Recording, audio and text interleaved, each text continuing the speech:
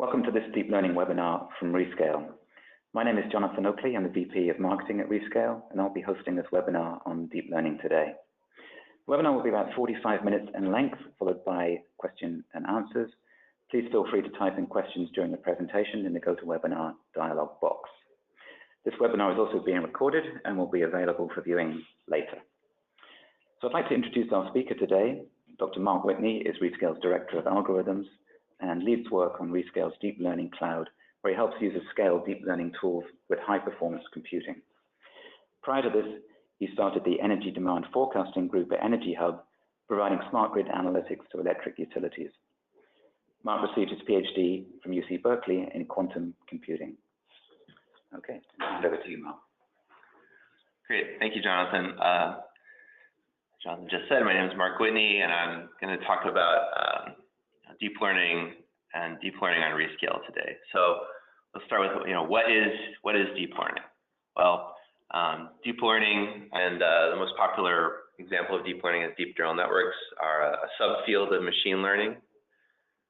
Basically, you have very, very deep models, many layers of linear transformations, and basically your data goes from one end. You have some input data that goes in one end, and then output goes through all these layers, and then the output is kind of some characterization of that data, some labeling of that data. So deep learning models are predictive models, like I said, with very deep hierarchical structure. They're very complex.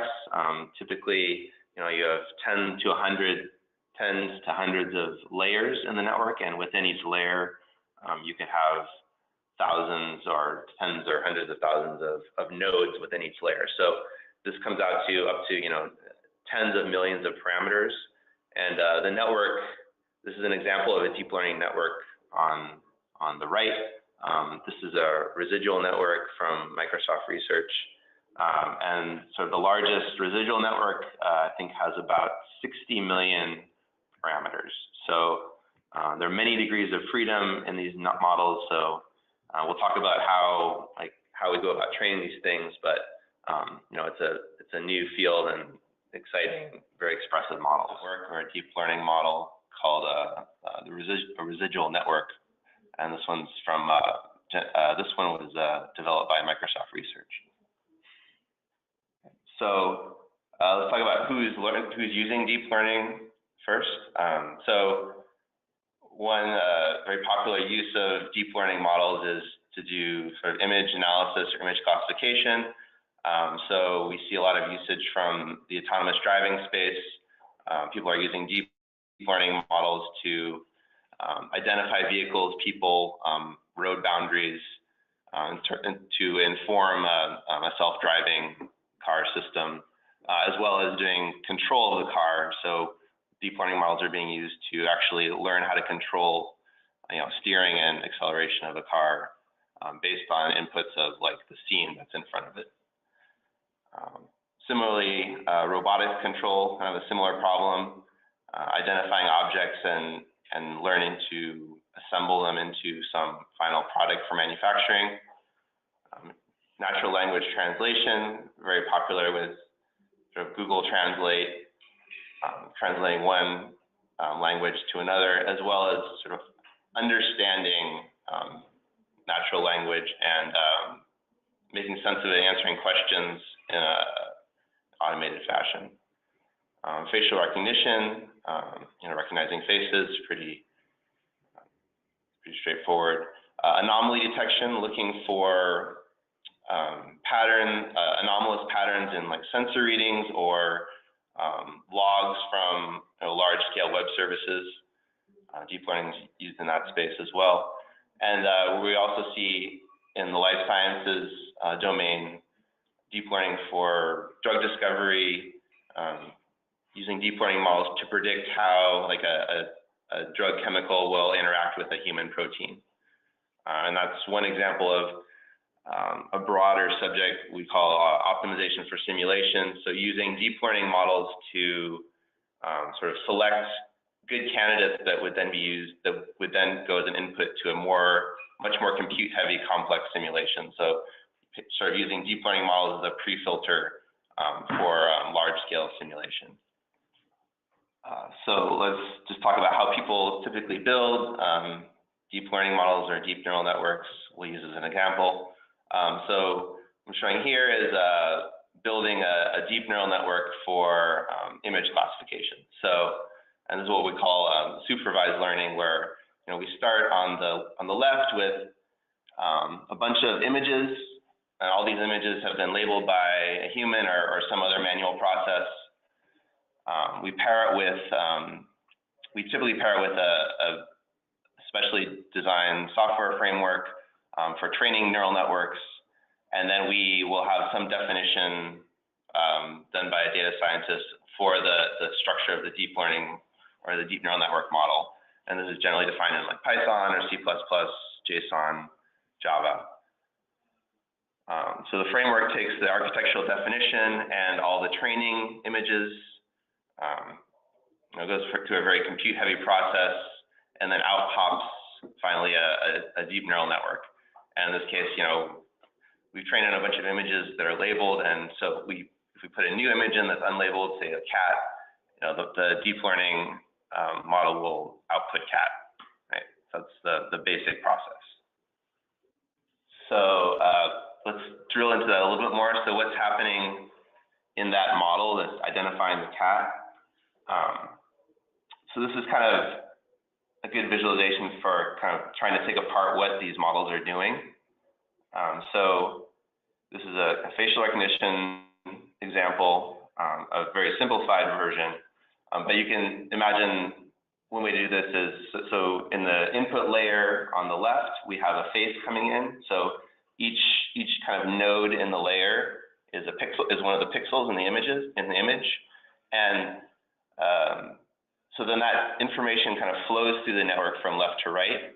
And so so the emergent behavior in a lot of these deep neural networks is that, it kind of deconstructs it into pixels and then reconstructs it into a sort of the canonical representation of a face for the particular person it's identifying.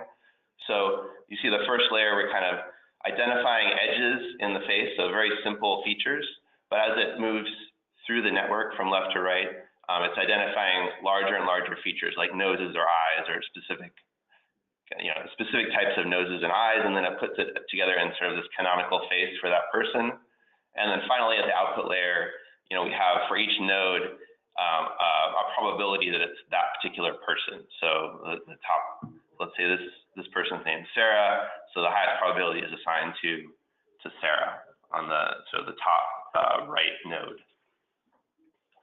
So let's talk about how we train these models in a little bit more detail.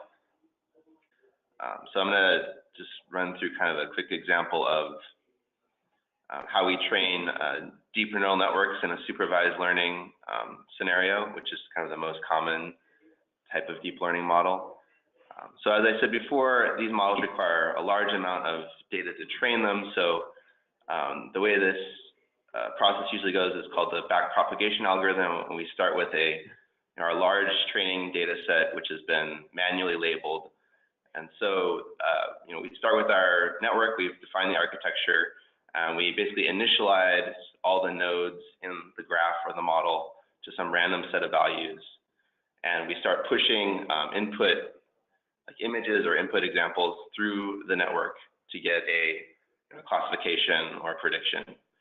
So since the model is initialized randomly, that the initial predictions are going to be totally incorrect, but we take that output and we compare it to the correct labeling for that input, and then we compute some sort of error term. And so once the input feeds forward through the network, we compute the error, and then we push the error back through the network from the output back through to the input. And we use a process called gradient descent, which basically kind of conceptually goes through from back to front and makes tiny adjustments to all the parameters in the network to make them, slightly more closely be able to produce the correct prediction. And so we have to go through all these images millions of times. We cycle through all the training images multiple times, and we have many millions of training examples potentially. So it's a long process, and we go through and tweak all these terms, and then finally, we end up with a model that, is producing labelings that we think are pretty close enough. Okay. So, we use that model. At some point we have some examples that we haven't used for training, color validation or test set.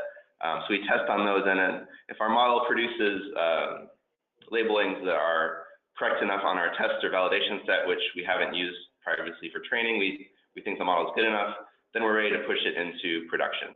So in this inference or testing stage, we are just pushing the inputs forward through the model, and then just checking the values. And then finally, when the model goes into production, we have totally unknown inputs being put through the model, and then we're just returning the answer and hoping that they're correct. And then often you have some sort of feedback process to kind of over time evaluate whether the model is continuing to give correct labelings. So that's kind of the second stage of inference. So that's kind of the life cycle of a deep learning model. First, we have the initial training step, and then we're using the model for the task it was designed for in the inference step. So let's talk about why training deep learning models is difficult, or what some of the challenges are. So the first and probably most important thing to note is that, like I said, we need a large amount of data to train these very complicated models, which have many parameters. So, there are a few things here. First, if in the supervised training scenario, we need to get a large set of inputs that are labeled somehow. So that could be a massive effort involving many people to, train a data set to be used to build these models. And then in addition to acquiring that data, we also need, just some place to manage this data set. Where do we store it? Often it's many terabytes of data, or up to petabytes. So we need sort of an efficient, secure way to store all this data that is of relatively high value. So in addition to data, since this is a new field, a lot of the training software packages are changing rapidly. So for example, TensorFlow, which is probably the most popular deep learning training framework out there right now, just got to its 1.0 release about a month or two ago. And so before that, the API was still changing.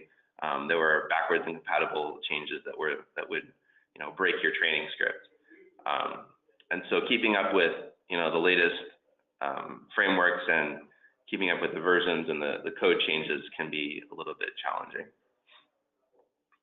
Additionally, in addition to choosing the framework, like I said, you also need to choose sort of the basic structure, the architecture of the model you want to train.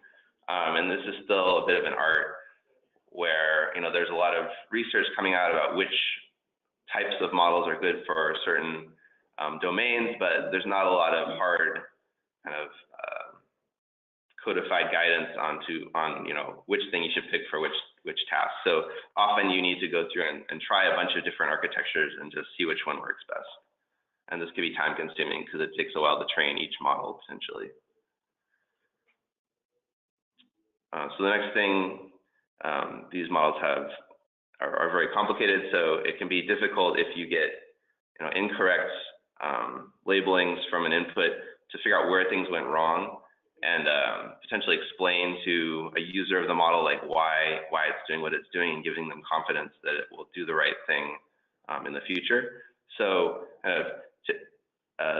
the tool it's also a new space for kind of building out tools for debugging and understanding how these models work. That kind of goes along with the software issue I described earlier. And then finally, so as I said, we need a lot of data, and then we need a lot of compute to process that data efficiently and in a timely manner to get our models and see if they actually work. So yeah, so generally this is kind of where Rescale comes in with a lot of our HPC resources. We've adapted those resources to handle training deep learning models with large amounts of data.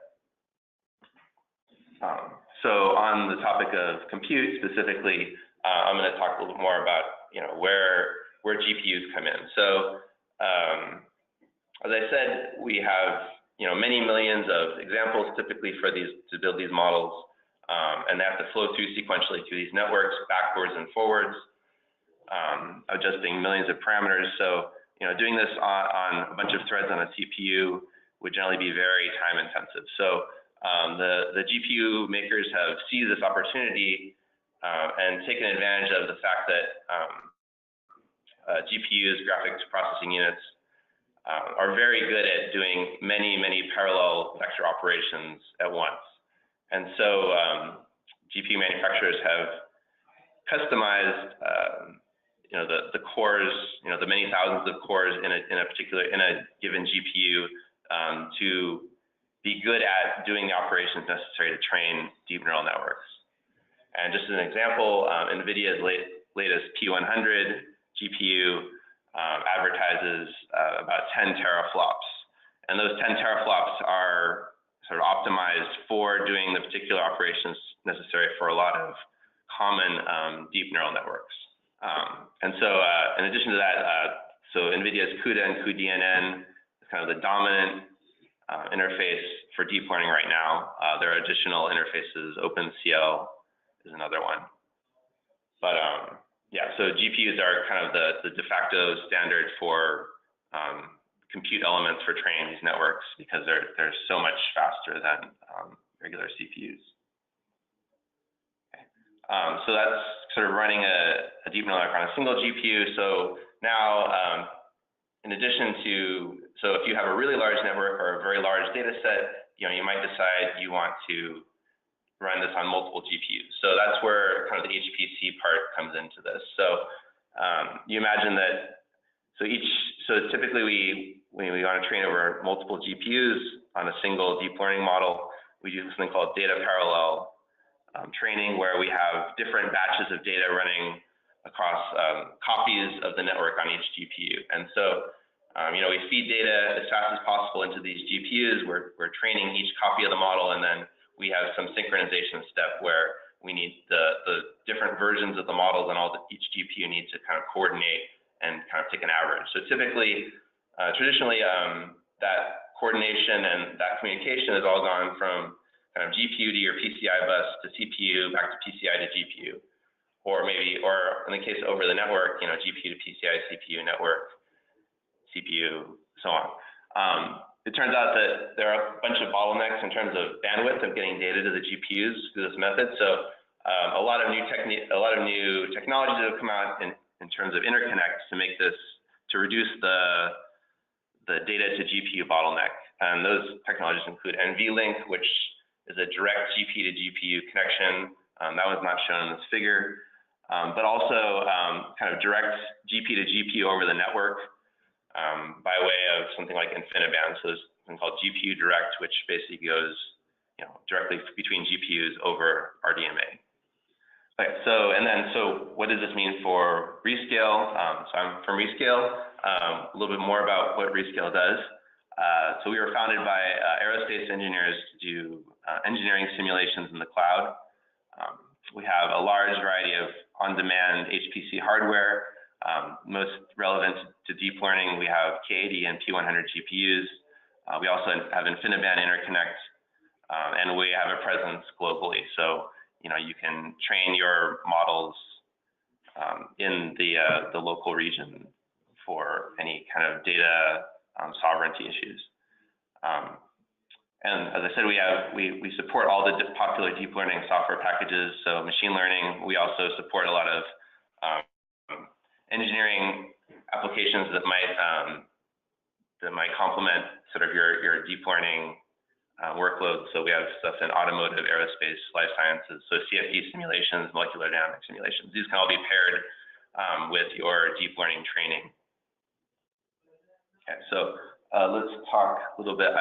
So I'm going to talk more about how we do deep learning on Rescale. That kind of ends the general deep learning introduction. So first, let's talk about what a typical deep learning workload would look like. So we have a data scientist coming, and they say, I want to build a new deep neural network. So I have my historical data sources somewhere made available. And so I'm going to go through that data, do some cleaning, pre-processing. We might need to resize a bunch of images. We might need to change the image format. We might do some statistical analysis to kind of get a nice feel for what the data looks like before we go ahead and define a model architecture. So once we've gone through that interactive analysis process, we feed a model definition into a batch cluster to train a candidate model and see how it performs. So we'll pass that into our batch training.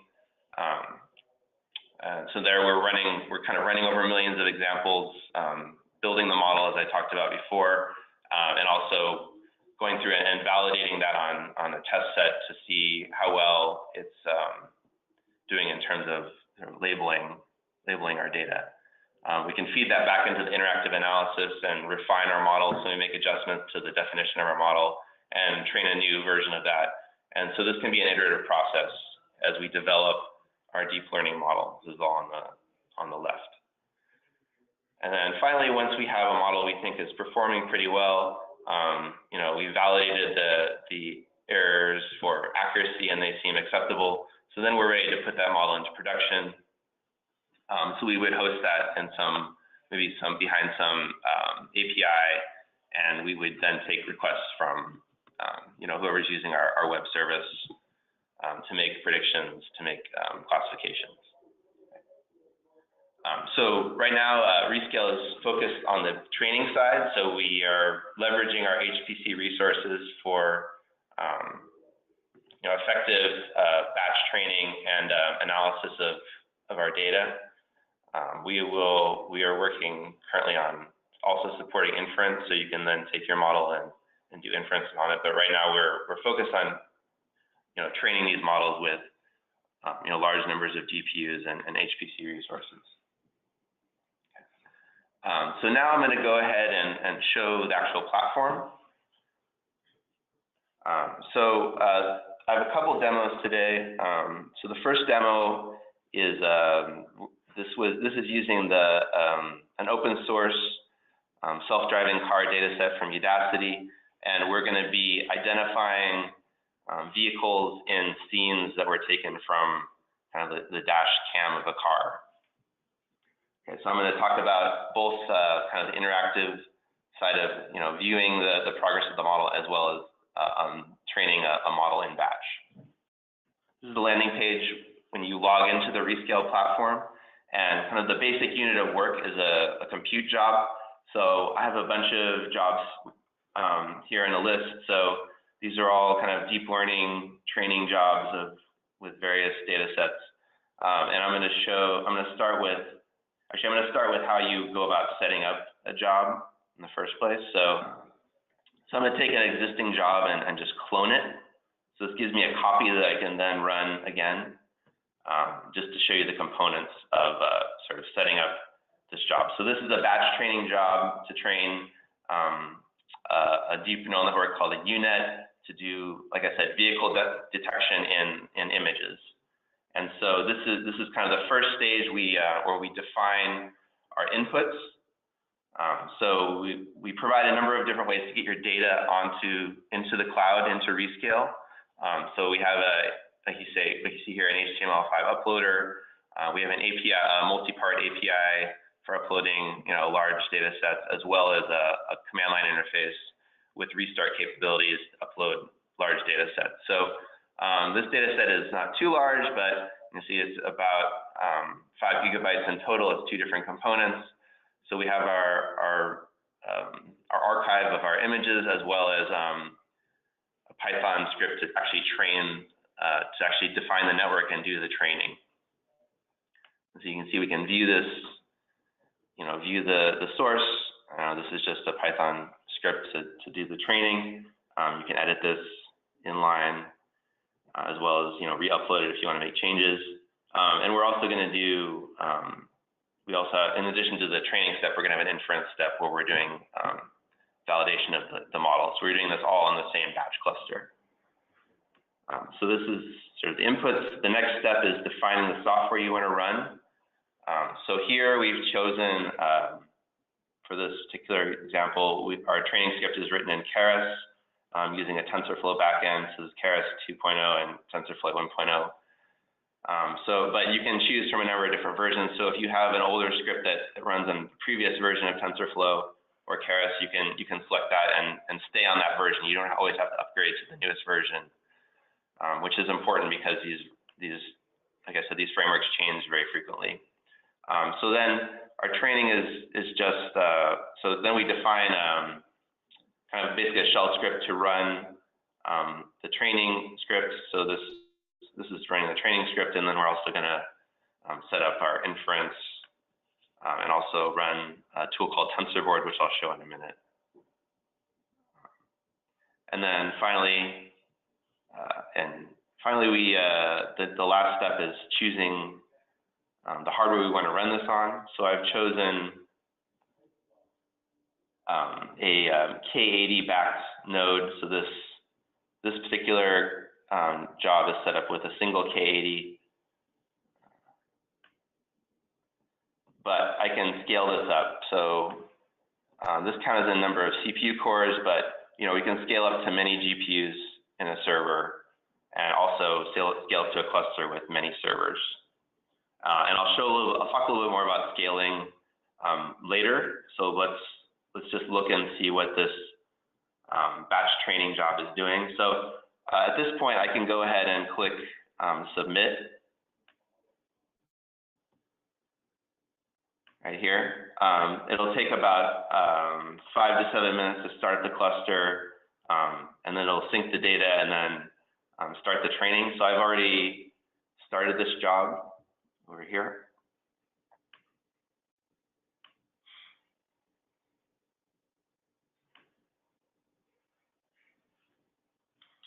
And so this is the view of a live batch training job.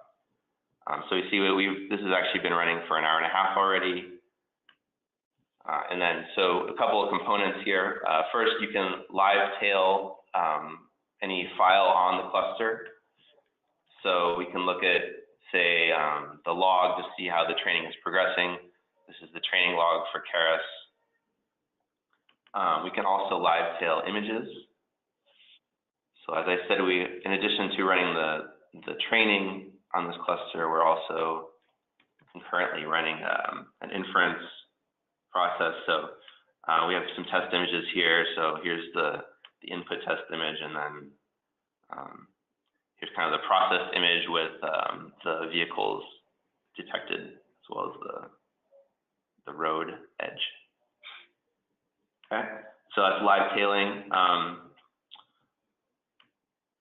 We have in-browser terminal, so you can just directly get a connection to any of the nodes in the cluster. So this is a single node cluster, but if it was multi-node, you could access any of the nodes, and so you can just run your typical commands you might want to do to interrogate what's going on your training cluster in case you need to do debugging or reset something. And then additionally, we give you a command line to SSH in directly. So if you don't want to do it through the web browser, you can extract this either through our API or copy it here and SSH in from a terminal directly. Okay. So this is the batch training side. So as I said, we have a kind of an interactive view as well. So I'm going to show you now our Rescale interactive desktops. So as you see here, I've connected a desktop node to this cluster. So we can go ahead and go over to that. And so this is a separate node, also with the NVIDIA K80 on it. We've configured it to run the same version of software, and so we've attached this batch training job that I just showed you. And then so at that point, we're given after this node is started up, we're given a link, and this gives us a link to a Python notebook, a Jupyter notebook, which we can then log into. So when we log into the notebook, so this notebook is then is attached over a distributed file system to the training cluster, so we can go in We can attach multiple batch training jobs. So we have one, this is the one we were just looking at. So we can navigate to sort of the contents of that file system, and then open up the notebook. And so this is a Python notebook with additional code. So here in this notebook, we are basically looking at samplings of the data, all in Python, as well as, and then down here we are actually loading the model, which is encoded as an HDF5 file, and then we're going to take that model and do some example inferences. So here, as you can see, when we run this, we can do inline visualization, we can plot things. So right here, I'm showing kind of the original image, the human labeled ground truth over here on the right, as well as, and then this is what the model is currently predicting in the red. So this kind of helps for kind of debugging and checking how well our model is doing. We can load the models live as they're being trained live, and see if we need to make adjustments, restart our training, change our training script, and so forth. Additionally, these visualization or this interactive notebook can be used for pre-processing. So rather than starting it up as an attachment to a running batch training job, we could start up as a standalone node, and then load our data set, do pre-processing our statistical analysis on that data, and then from there launch the batch training cluster after we've done that pre-processing. So these can be kind of used and composed in a way that's pretty flexible.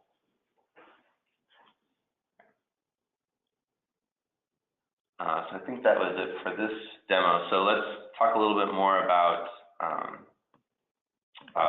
scaling up. So the example I just showed you was running on a single K80. That's kind of the minimal GPU compute element we offer, but we also give you the opportunity to, that's right. Yep, thanks. So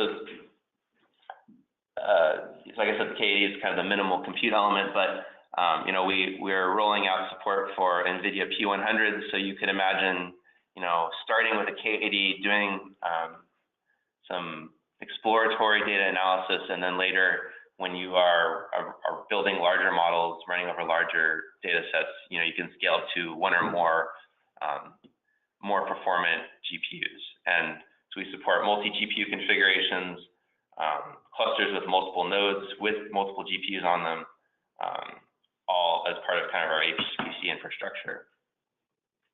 And so just kind of a couple of examples, like I said, you might start with, if you're going through a process of, your data scientist is developing a new model, you might imagine a number of stages. You start with kind of the smallest GPU, just to do some simple experiments, then scale up to, a larger GPU to train a larger model, larger batch sizes, and then finally, when you're running over your full data set, you would be running multiple GPUs, possibly multiple nodes. And the point here is that, so in Rescale, all of our hardware resources are on demand and built on an hourly basis. So you can very quickly transition across the spectrum of kind of compute ability, I guess. And so to illustrate that, so the previous example is just running on a single K80, but I have another example using our recent support for P100s. So this is so I have a job here running the latest version of Chainer multi-node. And so this is a simple data set, probably would not be representative of something you'd run in a large cluster, but just sort of functionally demonstrate. So we have Chainer multi-node configured to run over EDR InfiniBand with P100 on each node. So as you can see, this is running over MPI over the InfiniBand interface.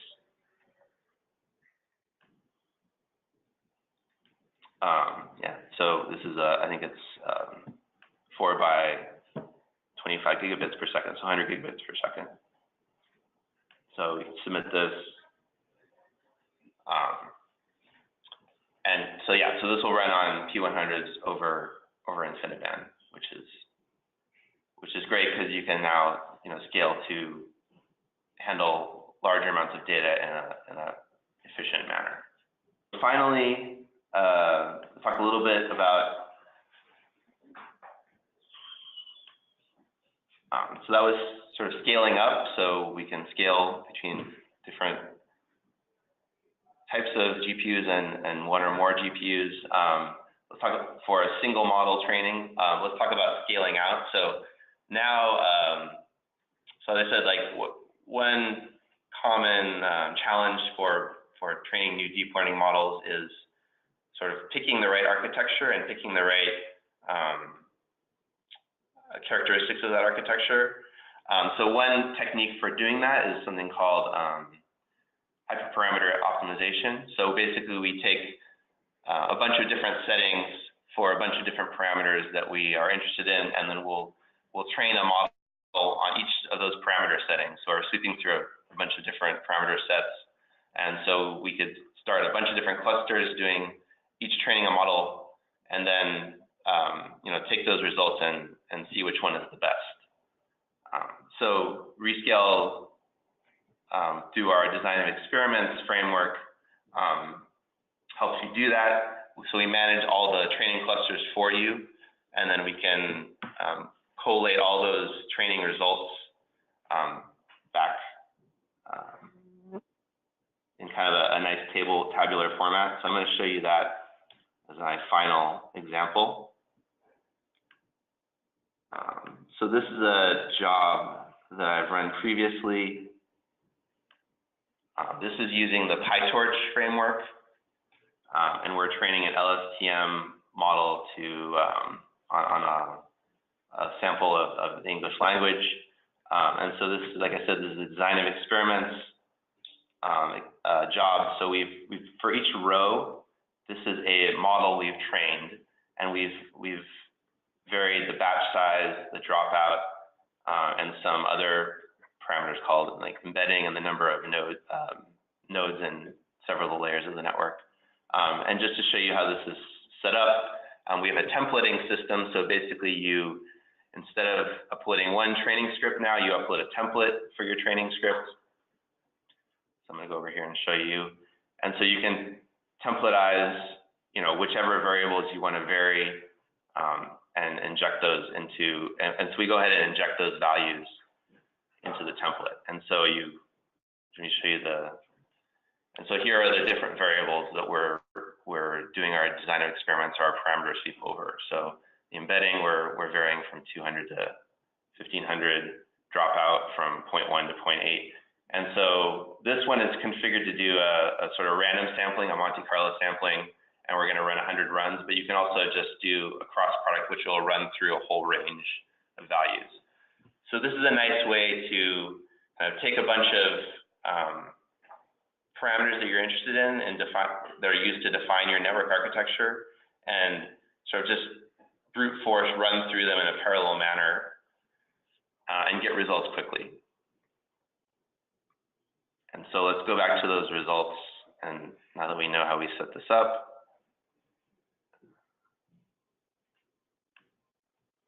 And so like I said, each of these rows is a parameter configuration. We've trained a separate model on each of these. And if we drill into the details, we can see this is the actual model we've exported. So this is a PyTorch model that has those parameters and was trained on the data set that we gave it. And then finally, we have some nice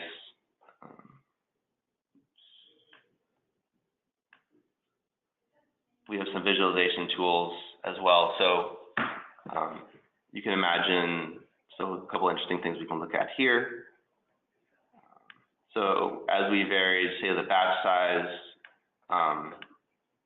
that's going to have an impact on our training duration. So you can kind of play around with this and just get a rough feel for how your parameters affect the results. So here we can plot duration or our test error, our test perplexity over these parameters. And so all this data is also available as CSV. So you might use our quick plotting functionality to get a rough idea of what the data looks like, but then you want to get all the data, so you can download this whole table as CSV and do your own further analysis on it. And then as well, you can kind of sort, and you can imagine we want to take the model with the lowest error. So you might say, okay, well, I just want this model with the lowest test error, so I'm going to go ahead and download this model file and use it somewhere else. Okay. So that's the design of experiments framework for doing parameter sweeps over deep learning models. And so that kind of brings us about to the end. So as I said, deep learning makes it easy to train, Rescale makes it easy to train deep learning models. As I said, deep learning is a new technique for providing powerful inference capabilities on large data sets. Rescale provides the HPC resources to train those large models. And we have a whole workflow that enables users to interactively do data processing, data analysis, as well as train large models on large volumes of data. And I additionally have a bunch of, so all these jobs that I've showed you, all these batch training jobs I've showed you today, we can make public, and I can share with you if you email me. And basically, you can just clone the job and just start running it immediately, and then you can make your own tweaks to it. So that's a great way to learn how to use the platform by cloning sort of existing training jobs and starting with those. And so, like I said, any questions, please feel free to email me at mark@rescale.com, and we have free trial credit for webinar attendees. You can get $20 of Rescale hardware credit. So please sign up and try out the platform. So now I'll take questions. Yeah, Jonathan is, I think, collating all the questions right now. Yeah, thank you, Mark, for that. So I understand there were a few audio issues at the beginning that some of you had. So this is recording, and we'll be emailing that link shortly, so you can get access to the full webinar.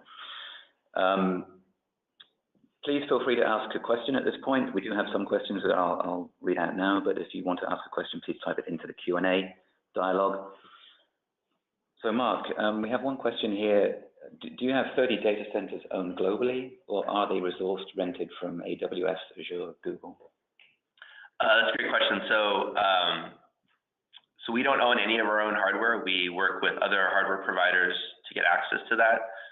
So we work with all the major cloud providers as well as some private supercomputing centers. So basically our goal is to go around the world and find the providers with the most up-to-date high-performance computing resources or cost-effective high-performance computing resources.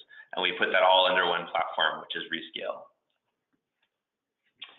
All right, another question. Are users limited to just using the deep learning frameworks and versions available from the software menu that you showed?